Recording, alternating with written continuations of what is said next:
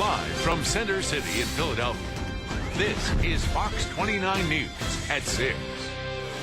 According to a new Rasmussen poll released first to Fox 29, just 15% of Americans rate Labor Day as one of the most important holidays.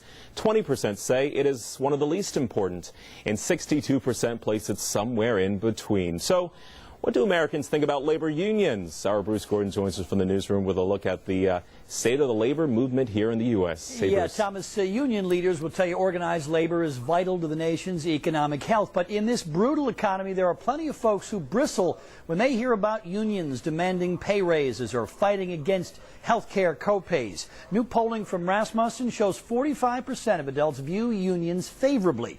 Now, that includes the 16% who view them very favorably. But 46% have a generally unfavorable view of unions, and that includes 21% with a very unfavorable view. Now, those favorability numbers are down a good bit from 4 years ago. We are the union! We are the union! The mighty, mighty union! Union members and their supporters were out in force this morning, thousands of them, for the annual Labor Day parade and picnic. But beneath the smiles and the cheers lie some disturbing realities for the labor movement in the U.S. Public disapproval, as we just saw, and perhaps more important, declining union membership in the workforce. The numbers do not lie.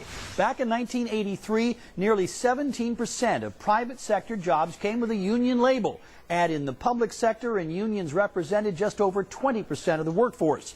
By 2009, the latest numbers we have, private sector just over 7% unionized, overall just over 12%. And so I asked labor attorney Stuart Davidson, given the numbers, given the membership numbers, are unions still relevant in this country?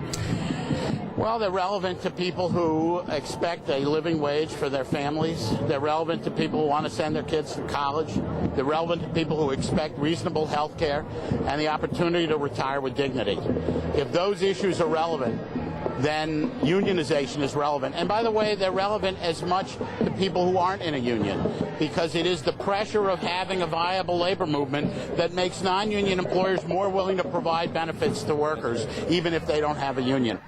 In the public sector, Thomas, unions are still a major player. More than 37% of the public sector workforce is unionized. And those public sector unions have been at war with various governments. I mean, take New Jersey, for example. It's Governor Christie butting heads with the teachers' unions. You have to wonder, Bruce, is that contributing to the public's negative perception of the unions? It's certainly possible, Thomas. Yeah, look, public sector labor battles are far more out in the open than private sector disputes. We know about strikes, obviously, but we also know what demands are being made. We know how the final deal ultimately affects those who pay for it. Take a listen.